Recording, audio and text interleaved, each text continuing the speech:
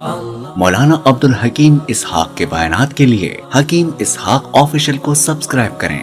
مولانا عبدالحکیم اسحاق۔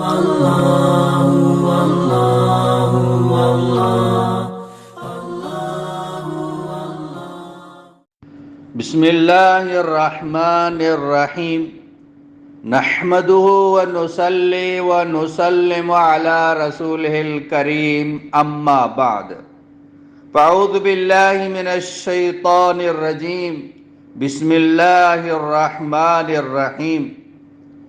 آج ایک بہت بڑا ہدیہ آپ حضرات کے سامنے پیش کر رہا ہوں، آپ کو ہدیہ دے رہا ہوں۔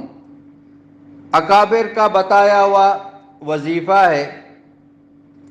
میری یہ کوشش ہے، ہمارے جتنے بھی اکابر ہیں انہوں نے جو خاص وظیفے بتائے ہیں، میں ان کو ڈھونڈ کے پڑھ کے جا کے اس سے پوچھ کے وہ وظیفہ حاصل کر لوں، یاد کر کے آپ کو بتا دوں۔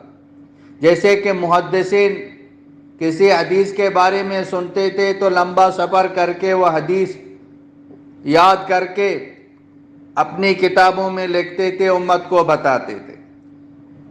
انشاءاللہ تعالی میری یہی کوشش ہے کہ ہمارے تمام اکابر کے خاص وظیفے یہ امت تک پہنچائیں، خواتین مردوں تک یہ وظیفے پہنچ جائیں، وہ اس سے جو نا مستفید ہو جائیں۔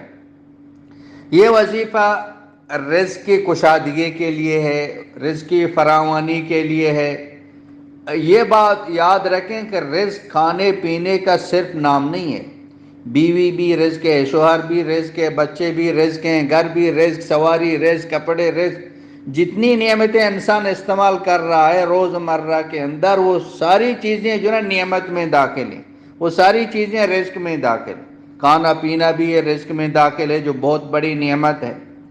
تو آپ یہ عمل کر لیں تو انشاءاللہ تعالیٰ آپ کا رزق کشادہ ہوگا، وسیع ہوگا۔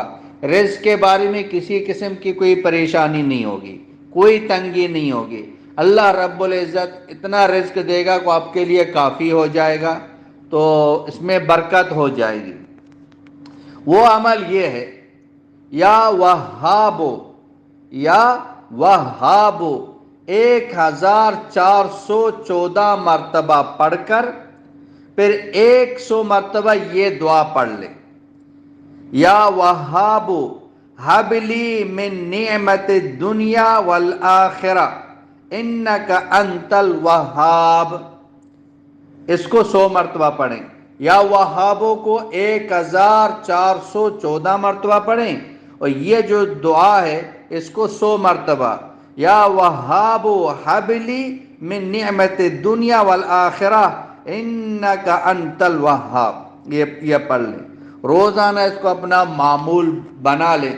انشاءاللہ تعالی رزق کی کشادگی، رزق کی فراوانی کو آپ دیکھیں گے، اللہ آپ کے رزق میں برکت دے گا، کسی قسم کی کوئی پریشانی نہیں ہوگی۔ خود بھی اس پر عمل کریں، اوروں تک یہ پہنچائیں۔ وآخر دعوانا ان الحمدللہ رب العالمین۔ مولانا عبدالحکیم اسحاق کے بیانات کے لیے حکیم اسحاق آفیشل کو سبسکرائب کریں۔ مولانا عبدالحکیم اسحاق۔